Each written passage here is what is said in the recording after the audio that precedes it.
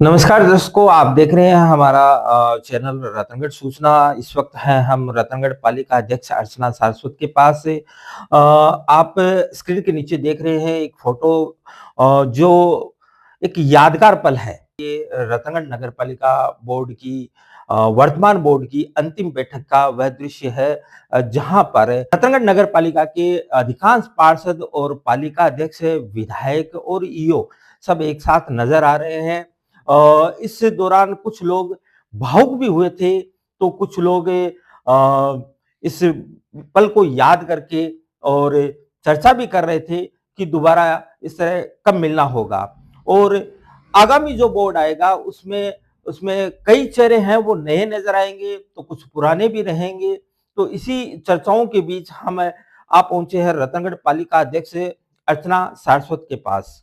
Madam, आपको एक ये फोटो दिखाना चाहता हूँ जो कल नगर पालिका बोर्ड की जो अंतिम बैठक की फोटो थी। इस बोर्ड फोटो को लेकर आप क्या कहेंगे? आपका क्या विचार है? कल नगर पालिका सभागार में हमारी बैठक हुई है। तो आप कह रहे हैं ये अंतिम बैठक है, पर कल मैंने पार्षदों से बात की तो वो कह रहे हैं कि मैडम एक बैठक और होनी चाहिए जिसमें कि एक विदाई समारोह जैसा कुछ हो जाए, तो उस पर भी हम विचार करेंगे। वो बोर्ड की मीटिंग कल हुई है, उसमें सभी पार्षद उपस्थित हैं, विधायक जी उपस्थित हैं। तो एक बहुत ही गौरवमयी क्षण है कि हम 5 साल का जो हमारा कार्यकाल है बहुत ही सफल और सार्थक तरीके से हमने हमारे पार्षदों ने पूरा किया है, और हम पूरी कोशिश किए हैं हमने जो आश्वासन दिए हैं उनके ऊपर खरा उतरने का। मैडम, मेरा सबसे पहला आपसे ये प्रश्न है कि आप महिला होते हुए भी रतनगढ़ पालिका अध्यक्ष का जो पदभार है वो बखूबी निभाया है, और रतनगढ़ के अधिकांश कार्यों में, जो सार्वजनिक कार्यों में, उनके में भी आपकी भूमिका है वो बराबर रही है। तो ऐसे में परिवार और जो पालिका अध्यक्ष का पदभार है उसमें कैसे तालमेल बिठाया आपने? देखिए, पद है एक बहुत बड़ी जिम्मेदारी है, पूरे नगर की जिम्मेदारी है। इसको नगर को कैसे सुचारू रूप से चलाना है। तो महिलाओं में कुछ जन्मजात ही गुण होते हैं कि उनका मैनेजमेंट बहुत अच्छा होता है, और तालमेल बिठाना उन्हें शायद गॉड गिफ्ट ही मिला होता है।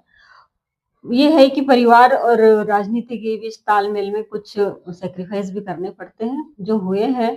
मुझे परिवार ने पूरा सपोर्ट किया है, और मेरे पति ने, मेरे बच्चों ने, मेरे पूरे परिवार ने मुझे पूरा सहयोग दिया है, इसलिए मैं ये जिम्मेदारी निभा पाई। मैडम, मेरा दूसरा क्वेश्चन ये है कि बीते 5 सालों में ऐसा अपना कोई काम बताइए विकास के, रतनगढ़ के विकास के लिए, जिसकी बदौलत जनता आपको याद रखे। देखिए, हम जब आए थे, मैंने जब पदभार ग्रहण किया था, उस समय रतनगढ़ में मैंने देखा कि जो मीडिया के साथी हैं हमारे, उसी दिन, जिस दिन कार्यभार ग्रहण किया था, उसी दिन मुझसे पूछा गया था कि आप रतनगढ़ के लिए क्या करना चाहेंगे। तो उस समय कुछ समस्याओं से अवगत थी, कुछ से नहीं थी मैं। पर बड़ी भारी समस्या मैंने ये देखी यहाँ पे कि जल भराव की समस्या। और महिला होने के नाते कहना चाहूंगी कि मैंने कन्या महाविद्यालय, हनुमान बालिका स्कूल, भोवाल का स्कूल, जो भी है वहां पर जल भराव से मैंने बच्चियों को, महिलाओं को जूझते देखा। और जल भराव से व्यापारी वर्ग भी बहुत परेशान था कि बाजार में बरसाती पानी भर जाता था। तो मन में ये विचार आया कि इस समस्या से कैसे निजात मिले, पूरे शहर को परेशानी हो रही थी। तो उस समय तत्कालीन मुख्यमंत्री श्री अशोक जी गहलोत के यहाँ हम बजट पास करवाने गए कि हम एक बहुत बड़ी ड्रेनेज योजना लेकर आएंगे, एक डीपीआर बनवाएंगे और इस समस्या का स्थायी समाधान निकालेंगे। तो इसके लिए प्रयास करके वह योजना माननीय मुख्यमंत्री जी ने पास कर दी, और मुझे खुशी है कि उस योजना का क्रियान्वयन भी हो गया है, और आगे रतनगढ़ वासियों को उसका लाभ मिलेगा। और अभी भी गत वर्ष से आपने देखा होगा कि जल भराव की समस्या में काफी निजात मिली है। जो पानी 8-8 दिन तक भरा रहता था वह कुछ ही घंटों में निकल जाता है। तो मैं एक बड़ी उपलब्धि मानूंगी इस कार्यकाल की कि वर्षों पुरानी समस्या से रतनगढ़ वासियों को मुक्ति मिली है। साथ ही आप पूरे कार्यकाल की बात कर रहे हैं तो ये भी कहना चाहूँगी कि एक हमने इंडोर स्टेडियम बनाया है, जो कि आस-पास इतना बड़ा स्टेडियम कहीं नहीं है और रतनगढ़ के और आस-पास के खेल प्रेमियों के लिए एक बहुत बड़ी सौगात है। शायद आपने भी विज़िट किया होगा कि बहुत ही शानदार स्टेडियम बना है, बहुत बड़ा, बहुत क्षमता है उसकी। तो ये भी मैं इस कार्यकाल की उपलब्धि बताऊँगी कि इतना अच्छा रतनगढ़ वासियों को ये मिला, सौगात मिली है। साथ ही इस कार्यकाल में जो चूरू रोड है, वो बहुत ही पिछड़ी हुई थी, तो चूरू रोड को हमने अच्छे से डेवलप कराया है। आप देखिएगा कि परमाणा ताल जो था, वहाँ पर भयंकर गंदगी रहती थी, पानी भरा रहता था और आस-पास के जो भी है वहाँ पे रहवासी, वो बहुत परेशानी से जूझते थे। तो परमाणा ताल की समस्या को हमने, जो कि काफ़ी पुरानी थी, उसको भी हमने उसका निराकरण किया है और चूरू रोड को डेवलप किया है। उसके लिए मैं हमारे नेता रफ़ीक जी मंडेलिया का धन्यवाद देना चाहूँगी कि चूरू रोड को वाया घुमानदा होते हुए जो रोड बनी है, उसको सैंक्शन कराने में उन्होंने हमारी काफ़ी मदद की है। आज के 5 साल पहले की चूरू रोड और आज की चूरू रोड में आप अंतर देख सकते हैं। चूरू रोड वैसे भी बहुत महत्वपूर्ण है, जिला मुख्यालय से जुड़ती है, तो इसका विकास भी हमारे कार्यकाल में ही संभव हो पाया। इस कार्यकाल की एक बड़ी उपलब्धि बताना चाहूँगी कि 100 साल पहले की जो रेल लाइन बिछी हुई थी, वो यथावत थी और ये जो रेलवे की जो चारों पुलिये हैं उनकी चौड़ाई बहुत कम थी। तो आप देख सकते हैं कि 100 सालों में कितना परिवर्तन हुआ है, कितने वाहन बढ़े हैं, वाहनों का दबाव बढ़ा है। इसके चलते आवागमन में काफ़ी परेशानी हो रही थी। तो इस पर भी हमने विचार किया कि ये पुलिये रेलवे की संपत्ति है वैसे, और इनसे परमिशन लेके हम इनको कम से कम चौड़ा करवा दें ताकि आवागमन में सुविधा रहे।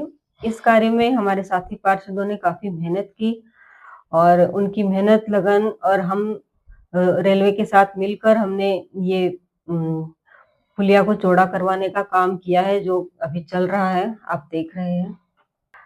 हमारे नगर पालिका मंडल की एक बड़ी उपलब्धियों में ये भी रहा है कि सभी जानते हैं कि रतनगढ़ बहुत ही धार्मिक नगरी है और यहाँ पे जो गणगौर का उत्सव होता आया है, उसको हमने बहुत भव्य रूप दे करके महिलाओं की भागीदारी देखते हुए बहुत ही एक शानदार तरीके से उसका आयोजन हमारे कार्यकाल में ही शुरू हुआ है, जिसमें कि जगह-जगह सांस्कृतिक कार्यक्रम भी रखे जाते हैं। हालाँकि गणगौर का जो कार्यक्रम है पहले भी होता आया है, पर उसमें महिलाओं की इतनी भागीदारी नहीं थी और इस इतना भव्य रूप भी नहीं था। तो ये हमारे कार्यकाल की मैं उपलब्धि बताना चाहूँगी कि महिलाएँ इसमें बढ़-चढ़ के हिस्सा लेती हैं और एक बहुत ही सफल और शानदार भव्य कार्यक्रम गणगौर का यहाँ पे देखने को मिलता है। इसके साथ ही रावण दहन का जो कार्यक्रम है, जो इसमें नेहरू स्टेडियम में होता है, वो भी हम नवाचार करते हुए हमारे मंडल ने ही शुरू किया है। तो वो भी, उसको भी हमने भव्य रूप दिया है, उसमें भी लोगों का उत्साह देखते ही बनता है। सभी लोग बहुत सराहना करते हैं कि इतना अच्छा भव्य रावण दहन अभी हमारे कार्यकाल में ही शुरू हुआ है। आपके 5 साल के कार्यकाल में कोई ऐसा कार्य जिसे आप करवाना चाहते थे और करवा नहीं पाए, जिसका मलाल आपको अभी भी है?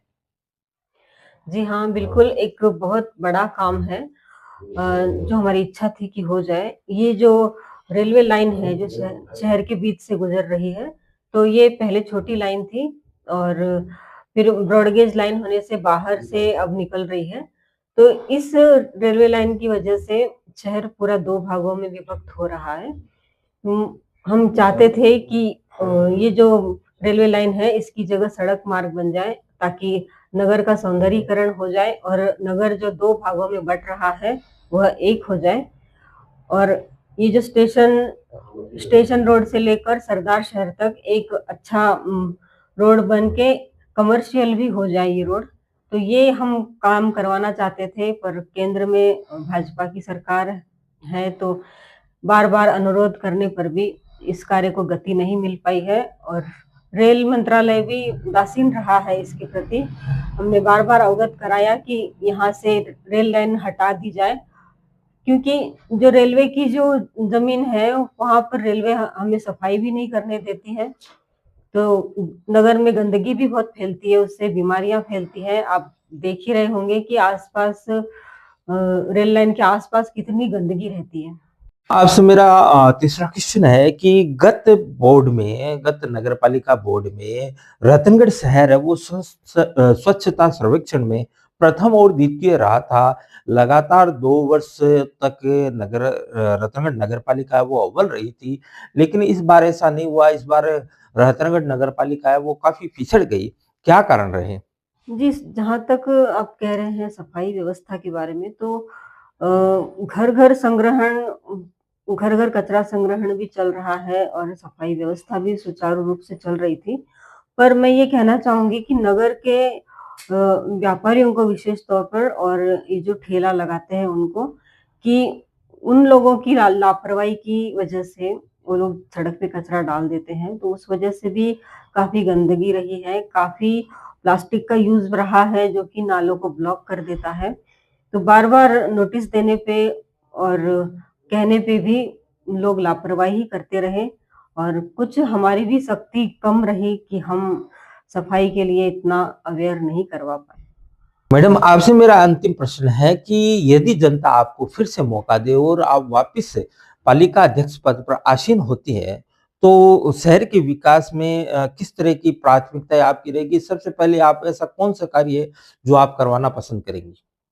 अगर जनता फिर से मौका देती है, तो मैं चाहूँगी कि ये रेलवे लाइन वाली समस्या का हल हो जाए, जिससे कि शहर की गंदगी साफ हो जाए बिल्कुल। तो आपसे एक प्रश्न और था कि आपके जो कार्यकाल के दौरान पट्टा वितरण का कार्य है वो शुरू किया गया है और पट्टा वितरण को लेकर आप पर कई आरोप प्रत्यारोप भी लगे हैं, कई गंभीर आरोप भी लगाए गए हैं। इनके बारे में आपका क्या कहना है?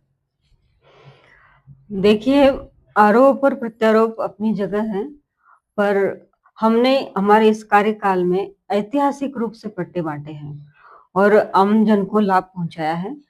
आरोप-प्रत्यारोप तो जनता है, जनता की कसौटी है, तो वो तो अपनी जगह है। ये थी रतनगढ़ नगर पालिका अध्यक्ष अर्चना सारस्वत जिन्होंने अपने बीते 5 सालों का रिपोर्ट कार्ड है वो हमारे समक्ष पेश किया है। उनके मन में किन कार्यों का जो मलाल है वो नहीं करवा पाए अपने अपने कार्यकाल के दौरान और क्या जो विकास के कार्य थे जो उन्होंने करवाए और शहर की जनता को सौगात दी है। तो इसी के साथ हम आपको अलविदा कहेंगे। हमारे यूट्यूब चैनल और फेसबुक पेज को लाइक, सब्सक्राइब और फॉलो ज़रूर करें और कमेंट कर ज़रूर बताएँ आपको ये खबर कैसी लगी। धन्यवाद।